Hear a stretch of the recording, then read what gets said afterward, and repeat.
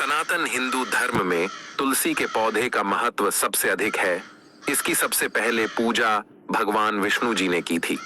श्री हरि कहते हैं, जिस प्रकार से देवी लक्ष्मी से वैकुंठ को ऐश्वर्य प्राप्त है, उसी प्रकार से वैकुंठ में तुलसी के कारण ही पवित्रता प्राप्त है।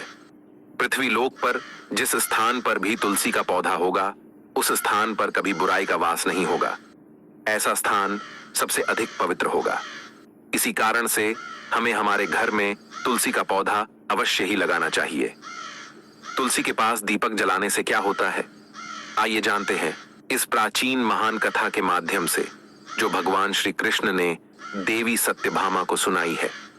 दोस्तों, एक समय की बात है, देवी सत्यभामा भगवान श्री कृष्ण के पास आकर उनसे पूछने लगती है, हे स्वामी, आपने मुझे तुलसी के पौधे को जल देने का महात्म्य सुना दिया है, लेकिन तुलसी के पास दीपक जलाने का क्या महात्म्य है?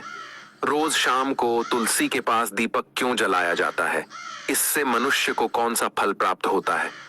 तुलसी के पास दीपक जलाने की विधि क्या है तथा दीपक लगाते समय कौन से मंत्र का उच्चारण करना चाहिए? कृपया आप मुझे विस्तार से बताइए। भगवान श्री कृष्ण कहते हैं, हे देवी, आज तुमने समस्त संसार के कल्याण की भावना से बहुत ही उत्तम प्रश्न किया है। तुम्हारे इस प्रश्न का उत्तर देने से पूर्व मैं तुम्हें एक प्राचीन इतिहास सुनाता हूँ, जिससे तुम्हें तुम्हारे सभी प्रश्नों के उत्तर मिल जाएंगे।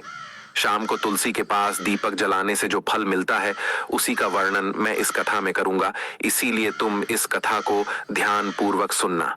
इस कथा को ध्यान से पूरा सुनने मात्र से ही मनुष्य को 100 वर्षों तक तुलसी के पास दीपक जलाने का पुण्य प्राप्त होता है। देवी सत्यभामा कहती है, हे प्रभु, मैं इस कथा को सुनने के लिए उत्सुक हूँ, कृपया आप इस कथा को मुझसे कहिए।